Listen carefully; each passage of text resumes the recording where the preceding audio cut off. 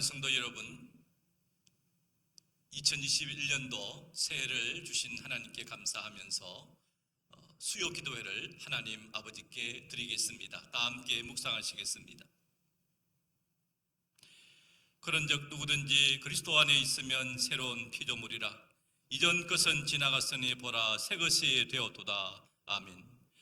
하나님 아버지, 지난해 묵은 시간도 보내고 또 새해를 맞아 수요 기도회로 영광 돌리게 하시니 감사합니다. 이 시간 예배를 통하여 하나님께 영광을 돌려드리고 주시는 말씀을 통하여 큰 은혜의 시간 되게 하여 주시옵소서. 예수님의 이름으로 기도하옵나이다. 아멘.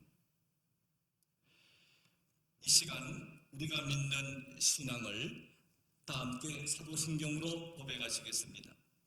나는 전능하신 아버지 하나님 천지의 창조주를 믿습니다. 나는 그의 유일하신 아들 우리 주 예수 그리스도를 믿습니다. 그는 성령으로 잉태되어 동정녀 마리아에게서 나시고 본디오 빌라도에게 고난을 받아 십자가에 못 박혀 죽으시고 장사된 지 사흘 만에 죽은 자 가운데서 다시 살아나셨으며 하늘에 오르시어 전능하신 아버지 하나님 우편에 앉아 계시다가 거기로부터 살아있는 자와 죽은 자를 심판하러 오십니다. 나는 성령을 믿으며 거룩한 공교회와 성도의 교제와 죄를 용서받는 것과 몸의 부활과 영생을 믿습니다. 아멘. 찬송 95장 다 함께 부르시겠습니다. 95장 찬송입니다. 나의 기쁨 나의 소망 되시며 나의 생명이 되신 주 밤낮 불러서 찬송을 드려도 늘 하신 마음 뿐일세. 나의 사모하는 선한 목자는 어느 꽃다운 동산에 양의 무리와 늘 함께 가셔서 기쁨을 함께 하실까. 길도 없이 거친 넓은 들에서 갈 길 못 찾아 애쓰며 이리저리로 헤매는 내 모양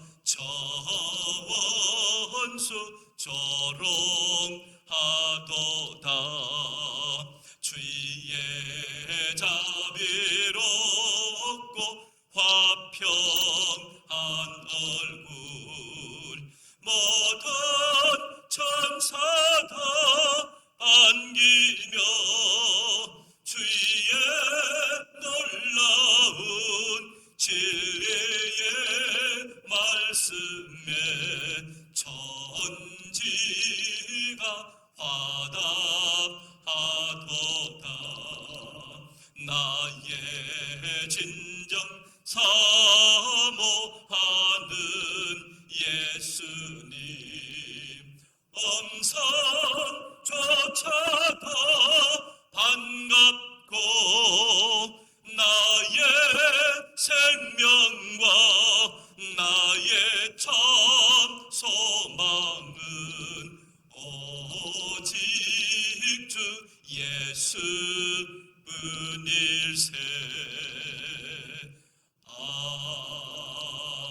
아멘. 이 시간에는 교회 소식을 알려드리겠습니다. 대망의 새해를 맞아서 이제 우리 성도 여러분들이 세우신 기도의 제목과 계획 위에 하나님의 도우심의 손길이 함께 하셔서 꼭 응답받고 성취함을 받는 복된 한 해가 되시길 바랍니다.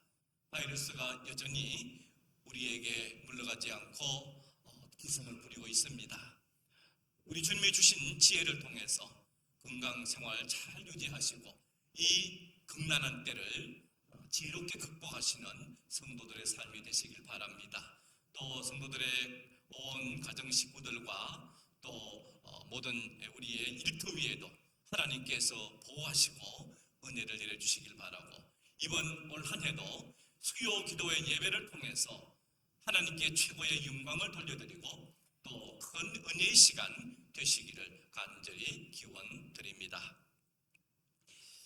이 시간 우리에게 주시는 하나님의 말씀은 고린도후서 3장 1절로 3절까지의 말씀입니다.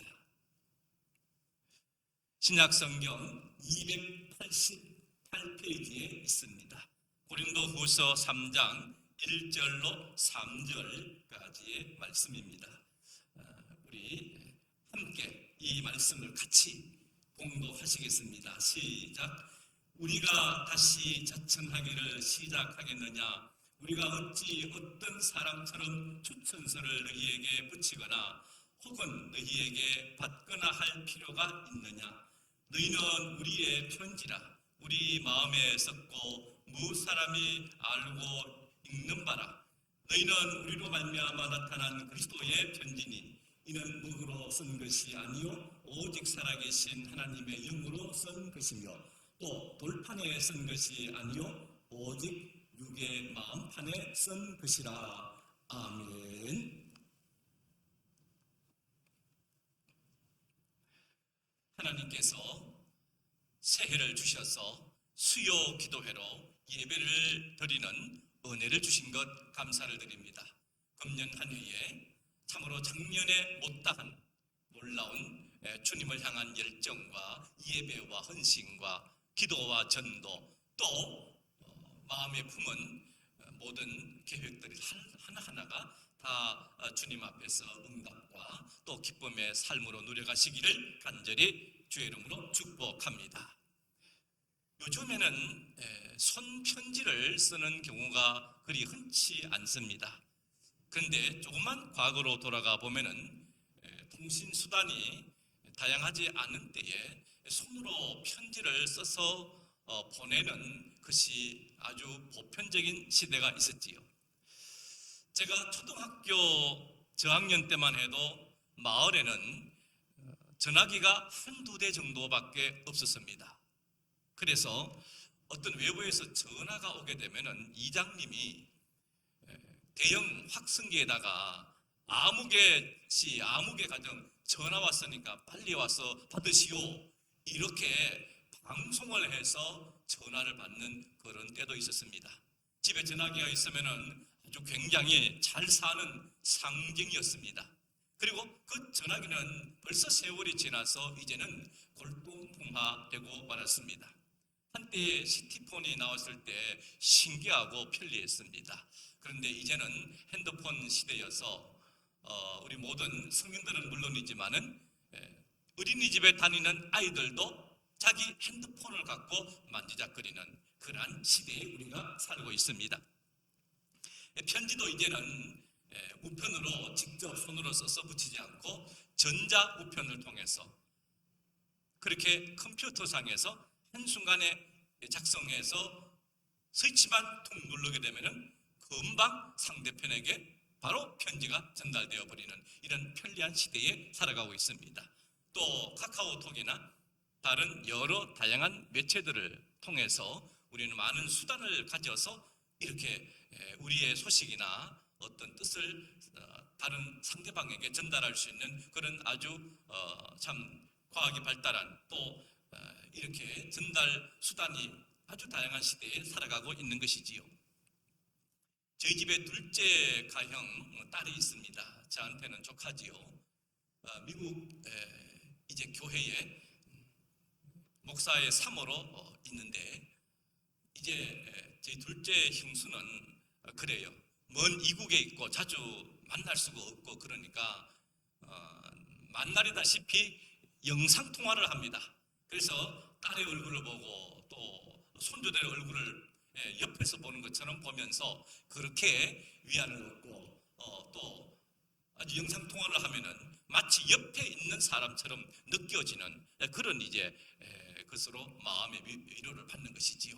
근데 그렇게 지금은 지내는 시대가 되었습니다. 이렇게 좋은 세상 속에 살아가는 우리들이지만은 문명의 발달이 우리에게 가져다 준 피해도 없잖아 있겠지요. 사라지는 문화가 바로 이 손편지 문화라 할 수가 있습니다. 옛날에는 이것이 좋은 연락 수단이었기 때문에 썼지만은 지금은 거의 우리 사람 가운데 쓰지를 않지요. 근데 손편지를 쓰고 받을 때마다 따뜻한 어떤 사람의 마음을 느낄 수 있고 또 그 사람의 필체를 통해서 뭔가가 또 어떤 고유한 특성을 느낄 수 있는 그런 시간이 많았었는데요. 지금은 거의 다 사라졌습니다. 저도 결혼하기 전 아내와 데이트 시간을 가질 때에 잘 못 쓰는 저의 필체지만은 그래서 이제 손편지를 써서 그래서 꽤나 많이 연애 편지를 보내곤 했었습니다. 근데 저의 이 글씨체는 워낙 좋습니다. 그래서 참 천재는 악필이라고 톨스토이도 하버드 대학의 유명한 교수도 아주 악필이었다고 합니다. 제가 천재라는 것은 절대 아닙니다. 저는 제가 글씨를 쓰고도 제가 잘 못 알아보는 그런 경우도 많습니다. 아마 여러분들에게도 나름대로 이 손편지 시대의 사연들과 추억들이 꽤나 많이 계실 겁니다. 오늘 우리가 읽은 본문 말씀에서 사도 바울은 우리를 향하여 우리를 그리스도의 편지라 이렇게 말씀하고 계십니다. 왜 사도 바울은 우리를 가르쳐서 그리스도의 편지라 할까? 오늘 거기에서 몇 가지 중요한 영적 의미와 교훈을 받고자 합니다. 당시 고린도 교회 내에는 사도 바울을 싫어하는 일부의 성도들이 있었습니다. 그들은 유대주의자들입니다. 비록 예수님을 믿고 교회 공동체 안에 들어오긴 했지만은 여전히 유대의 전통을 따라서 율법을 지켜야 구원을 얻을 수 있다 라고 주장하는 사람들입니다. 그들의 눈에는 율법은 폐해졌고 믿음만이 구원의 조건이다 이렇게 강조하는 사도 바울이 좋게 보일 리가 만무했습니다. 그래서 믿음만을 강조하는 사도를 향해서 거짓 사도라고 그렇게 비난하기 시작했습니다. 그들은 예루살렘 교회 내에 존재했던 유대주의자들로부터 추천장을 받아서 자기들이야말로 정통성을 가진 교사라 이렇게 자부했던 겁니다. 그런 유대주의자들 때문에 고린도 교회 내에서는 사도 바울의 사도성을 의심하는 사람들이 생겨나게 되고 유대주의자들의 거짓 교사들의 이 주장에 동조하는 사람들도 자꾸 조금씩 늘어나기 시작했습니다. 그래서 사도 바울은 고린도 교회에 보내는 편지를 쓰면서 우리가 다시 자천하기를 시작하겠느냐 묻습니다. 유대주의 거짓 교사들의 비난하는 말들이나 악평하는 말들에 대해서 대꾸할 필요조차도 못 느낀다라는 뜻입니다. 사도 바울에게는 추천서가 없었습니다. 바울은 예루살렘 교회가 준 추천서 때문에 사도가 된 사람이 아니고 부활하신 예수님으로부터 직접 부름을 받고 사도가 되었기 때문에 그렇습니다. 그러면서 이렇게 말합니다. 너희가 우리의 편지라. 바울을 대적하는 대적자들이 예루살렘 교회에서 보내준 추천서를 가지고 있다면 나에게는 너희가 추천서요 너희가 편지이다 그런 뜻입니다. 대적자들이 가지고 있는 추천서와 고린도 교회 교인들의 마음속에 새겨진 이 바울의 편지와는 두 가지 면에서 대조가 됩니다. 첫째로 대적자들이 가지고 있는 추천서는 당시 종이로 사용되던 파피루스에 쓰여진 것이지만 사도 바울의 편지는 사람의 마음에 쓰여진 것입니다. 또 한 가지는 적대자들이 가지고 있는 추천서는 잉크나 먹으로 쓰여진 것이지만 바울의 편지는 하나님의 영으로 쓰여졌다라는 또 다른 특징이 있습니다. 그래서 사도 바울은 분명히 하게 말합니다. 파피루스 종이에 쓰여진 추천서를 가지고 있는 적대자들은 사람의 편지이지만 하나님의 복음을 위해서 부름받은 바울의 편지들인 너희는 바로 그리스도의 편지다 이렇게 강조하고 있습니다. 여기에 그리스도의 편지라고 하는 말은 그리스도께 속한 편지다, 이런 의미를 가지는 것이지요. 이런 얘기가 있습니다. 한 피자집의 사장의 이야기를 읽어본 적이 있습니다. 이 사람이 사업에 여러 번 실패하여서 나중에는 부인도 맞벌이에 나섰다라고 합니다. 한동안 2평 사무실에 조그만 책상을 하나 놓고 어렵사리 사업을 하면서 직원들에게 월급도 주지 못하고 집에 10원 하나 갖다 주지도 못하는 어려운 형편이었습니다. 점심을 때울 끼니가 없어서 라면을 풀어서 먹곤 했던 그러한 때입니다. 그런데 언제부터인가 자기 지갑에 돈이 꼭 몇천 원씩 있는 겁니다. 오늘은 돈이 없어 굶어야 하겠다라고 생각하면서 지갑을 열어보면 꼭 몇천 원씩 들어있어요. 이상하게 생각했는데 하루는 피곤하여 일찍 잠이 들었었는데 잠자다가 무슨 부시럭부시럭 하는 소리가 났어. 조용히 일어나서 보니까 자기의 아내가 자기 지갑에다가 돈 몇천 원을 조용하게 넣고는 안 넣은 것처럼 이렇게 하고 마치는 겁니다. 이 사람은 그냥 돌아 누워서 그 아내의 그러한 모습을 보고 소리 없이 많이 울었다라고 해요. 그리고 저 착한 아내를 위해 내가 목숨을 걸고 일해서 성공해야지 라고 다짐하면서 열심히 사업해서 성공하게 되었다라고 합니다. 그 아내는 남편을 살린, 남편에게 힘을 주고 용기를 준 남편의 면류관이 된 아내입니다. 그 아내의 추천장은 바로 남편인 것입니다. 여러분의 마음속에 심겨진 복음은 누구의 복음입니까?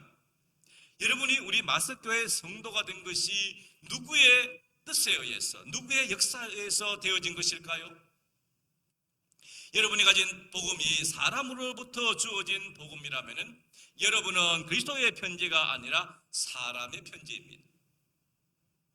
여러분이 어떤 사람에 의해서 우리 교회의 성도가 되었다고 생각한다면 여러분은 하나님의 편지가 아니라 그 사람의 편지일 가능성이 많습니다. 그러나 우리가 가진 복음이 하나님께로부터 왔고 그리스도의 복음이라는 확신이 있다면 우리는 그리스도의 편지입니다. 사도 바울이 고린도 교회 성도들을 향하여서 너희는 그리스도의 편지라고 말한 것에는 두 가지 중요한 의미를 만나볼 수가 있습니다. 첫 번째는 그 편지의 내용입니다. 종교개혁자 마틴 루터는 이런 말을 했습니다. 그리스도인은 성경책을 보고 예수를 믿지만 그리스도인이 아닌 사람들은 그리스도인을 보고 예수를 믿는다 그랬어요. 우리는 성경에 하나님의 사랑의 편지가 담겨져 있다는 것을 너무나 잘 압니다. 그래서 성경을 읽고 성경을 통해서 설교를 들으면서 하나님의 사랑을 확인하고 감사의 생활을 하고 믿음의 생활을 해나갑니다. 그러나 성경을 알지 못하는 사람들은 그리스도의 편지인 우리를 통해서 하나님을 알아가고 하나님의 그 사랑을 발견하게 되는 것입니다. 여러분도 그랬을 겁니다. 우리 가운데 스스로 성경을 읽고 하나님은 이런 분이시구나, 예수님이 우리를 위해서 이렇게 십자가에 달리시고 죄사하시고 그러신 분이시구나, 그래서 내가 교회 나가야 되겠다, 예수 믿어야 되겠다 생각하고 교회에 오신 분이 거의 아마 없으실 겁니다. 대부분은 부모님이, 나의 친구가, 나의 지인이 소개해 주거나 우리 한번 교회 가자, 그렇게 해서 나오게 된 것이 우연한 것 같아도 그것이 필연이 되고 그렇게 해서 나의 믿음이 일반적으로 시작되었을 겁니다.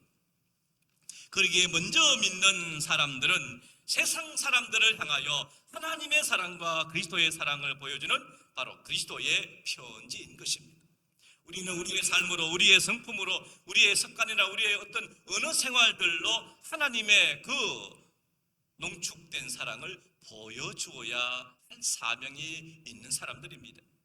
초등학교 교사가 1학년 아이를 한 3개월만 가르쳐 보면은 그 부모가 교양이 있는지 없는지, 배운 사람인지 못 배운 사람인지, 믿음이 있는지 없는지, 또 부모가 있는지 없는지를 알 수 있다 그래요. 왠지 아십니까? 아이의 모습을 보면은 부모의 모습이 보이기 때문입니다. 하코페나미는 아이는 부모를 닮는데 부모의 모습이 아이에게 그대로 전수된다는 것이지요. 우리는 그리스도의 편지입니다. 우리의 가정에서, 직장에서 만나는 이웃 사람마다 그리스도의 편지답게 살아야 하겠습니다. 성령님께서 우리의 마음속에 깊이 새겨준 이러한 그리스도의 사랑을 전하는 살아있는 편지가 되어야 하겠습니다. 우리 안에 새겨진 이 사랑의 편지를 통해서 그리스도의 사랑이 내 이웃에게 전해지게 되는 것이지요. 영으로 새겨진 이 사랑의 편지는 우리를 통해서 우리 주님은 세상에 알려지게 되는 것입니다. 두 번째로, 편지는 누가 보낸 것이냐에 따라서 그 가치가 달라지게 되어져 있습니다. 편지는 누구의 편지냐 하는 것이 매우 중요합니다. 누구의 편지냐에 따라서 받는 사람의 기쁨이 달라집니다. 오늘 본문에서 우리를 누구의 편지라고 말씀합니까? 우리는 바로 그리스도의 편지라 말씀합니다. 그리스도께서 친히 우리의 마음에 찾아와 주셔서 또 우리를 참으로 알게 하시고 사랑해 주시고 또 우리를 보내시는 분은 바로 예수 그리스도이시다라는 것을 말씀해 주세요. 세상에서 어떤 편지보다도 귀한 편지가 바로 오늘 우리 하나님의 자녀된 그리스도의 편지다. 그리스도를 통한, 그래서 그 사랑이 나를 통해서 세상에 나타나고 증가하게 되는 바로 그러한 일이 있게 되더라라는 거예요. 그러므로 우리는 세상에서 자부심도 강하고 담대하게 갖고 살아야 하는 것입니다. 왜? 나는 그리스도의 편지다라고 하는 엄청난 자부심 말입니다. 예수 믿는 것이 그래서 신나고 또 확신되고 또 기죽지 않고 또 가진 건 없어도 당당하고 그렇게 살아야 하는 사람들이 바로 성도들입니다. 왜냐? 우리의 뒤에는 예수님께서 계십니다. 하나님께서 나를 택하시고 지명하시고 부르셔서 나를 기뻐하시고 사랑하시기 때문에 그렇습니다. 예수 안에 있는 우리의 영혼이 왜 그렇게 귀중합니까? 왜 우리 인생이 감나가는 인생이 되었습니까? 그것은 우리의 몸에 그리스도의 사인이 있기 때문에 그렇습니다. 바로 예수님께서 우리에게 참으로 사인을 해주셨습니다. 그러므로 우리는 예수의 흔적이 있는 사람들이요, 십자가의 보혈이 있는 우리의 몸이 되는 것입니다. 바로 우리는 그리스도의 사랑을 독차지한 하나님의 자녀들이 되었습니다. 그러므로 오늘 우리는 세상의 편지로 살아갈 때에 세상의 편지이기 때문에 우리는 더 신중해야 하고 지혜로워야 되고 절제할 수 있는 미덕이 있어야 하고 덕스러운 삶을 살아야 할 것입니다. 하나님이 사람에게 주신 편지가 들어있는데 그 하나는 성경책이요, 또 하나는 우리 그리스도인들입니다. 오늘 너희는 그리스도의 편지라 그렇게 말씀하고 있습니다. 사람들이 이 귀중한 하나님의 편지 성경을 읽으라고 하면은 잘 안 읽는데 우리 기독인의 은행 심사를 통해서 나타나는 편지는 말을 하지 않아도 잘 읽게 되는 것입니다. 그리스도인이란 말은 처음에는 안디옥 교회에서 나왔습니다. 그들이 예수님 믿는 자세가, 냄새가 확실했기 때문에 안디옥 교회 성도들을 향하여 저 사람들은 그리스도인들이다 이렇게 불러주었던 겁니다. 오늘 우리가 이 땅에 살아가면서 나는 그리스도인이다, 아, 저 사람은 그리스도인이구나 라고 하는 우리의 주변으로부터, 세상 사람들로부터 확실한 그러한 증표가 있으십니까? 우리는 죄에 대한 태도를 보아 알 수 있습니다. 예수님 믿고 회심한 정표의 제일 첫째가 회개의 생활입니다. 회개란 죄에서 아주 돌이켰다는 것입니다. 만일 어떤 사람이 예수님을 믿는다라고 하면서 여전히 죄에 머물러 있다라면은 예수님을 제대로 믿는 것이 아닐 것입니다. 요한일서 3장 9절을 말씀에 하나님께로 난 자, 즉 거듭난 성도는 계속해서 죄를 반복하는 생활을 하지 않는다 그랬습니다. 그러므로 우리는 이러한 생활을 살아가려면 하나님 말씀을 읽고 기도하고 예수님을 닮고자 하는 우리의 끝없는 노력과 또한 열정이 필요한 것입니다. 마귀는 우리가 그리스도인이 죄와 또 타협하는 자 되기를 그렇게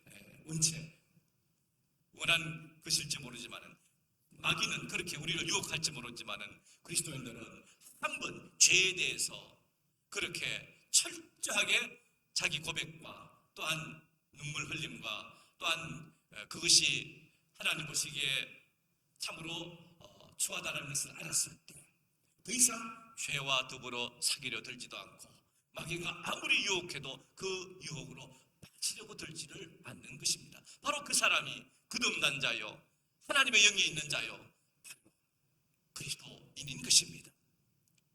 예수 믿고 회심한 다음에는 그래서 분명한 변화가 모든 믿는 자에게 나타나게 되어져 있습니다. 어느 부흥회 때 잘 믿는 그 부인이 남편을 이제 모시고 그 부흥회 자리에 와서 이제 남편도 마음은 열고 예수 믿기로 작정하고 그래서 예수를 믿겠다 하면은 너무너무 좋을 것 같아서 기도도 하고 기대감을 가지고 했는데 다른 사람은 여기저기서 예수 믿겠다고 소리치고 손 들고 하는데 자기 남편은 끝까지 손을 안 들고 예수 믿겠다 소리를 안 했습니다. 그리고 집으로 돌아오게 되었습니다.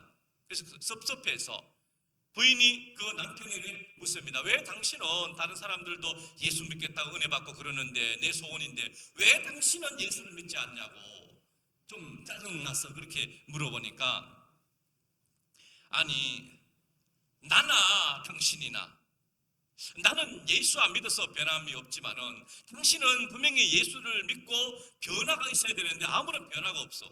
그래서 나는 예수를 안 믿기로 작정했어. 그렇게 대답하더라는 거예요. 사랑하는 성도 여러분, 예수님을 믿으면은 예수님의 마음, 예수님의 생각, 예수님의 말씀, 예수님의 삶으로 변화가 일어나게 되어져 있습니다.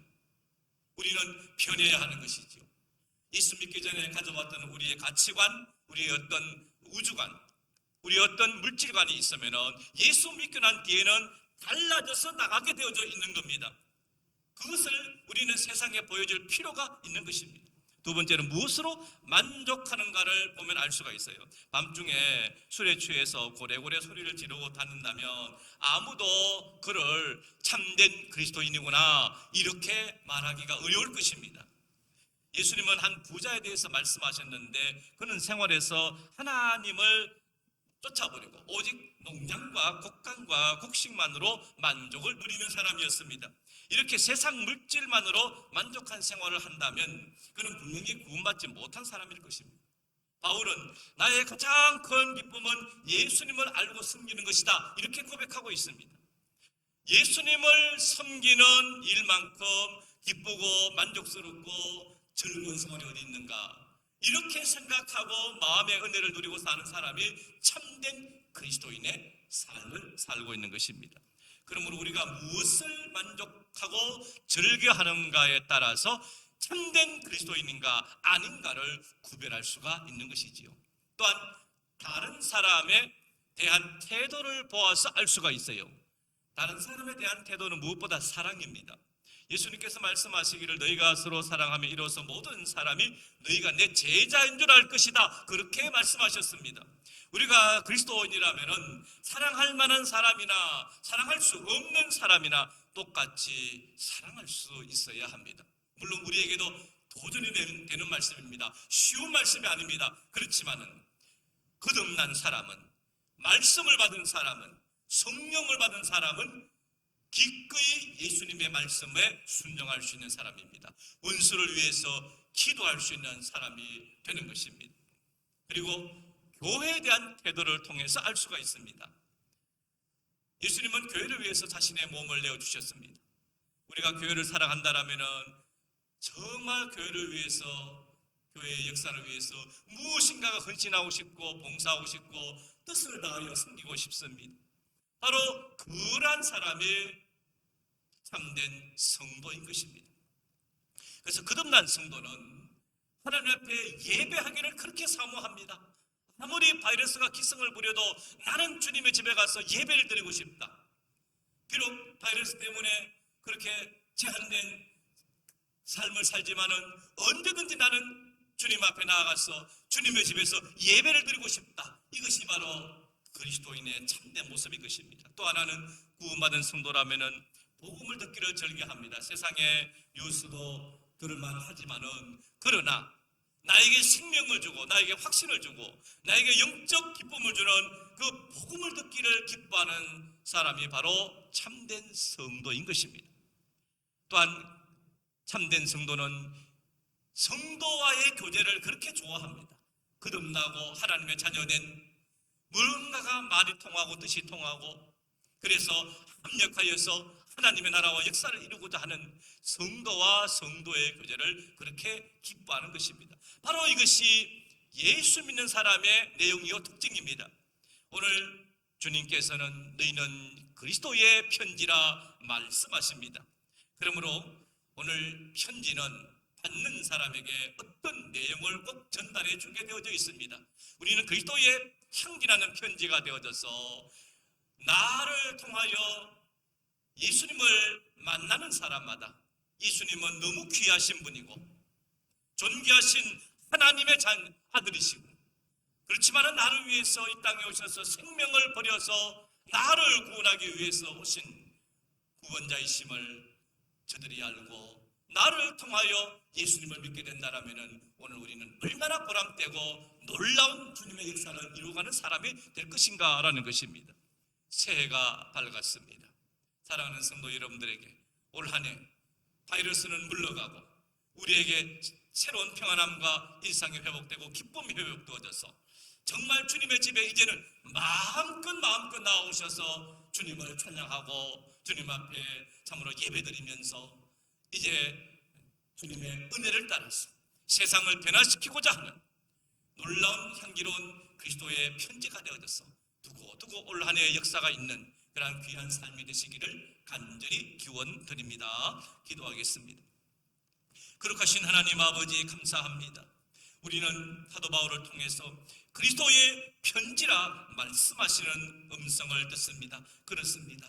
우리가 그리스도의 참된 편지가 되어져서 가는 곳마다 향기가 날리게 해주시고 그리스도의 성품이 드러나게 하여 주시고 그리스도의 생명의 구원의 말씀이 증거되게 하여 주시옵소서. 우리의 믿지 않는 가족들에게 그 향기의 모습이 나타나게 도와주시고 구원의 역사가 내가 가는 곳마다 이르는 곳마다 나타나게 도와 주시옵소서.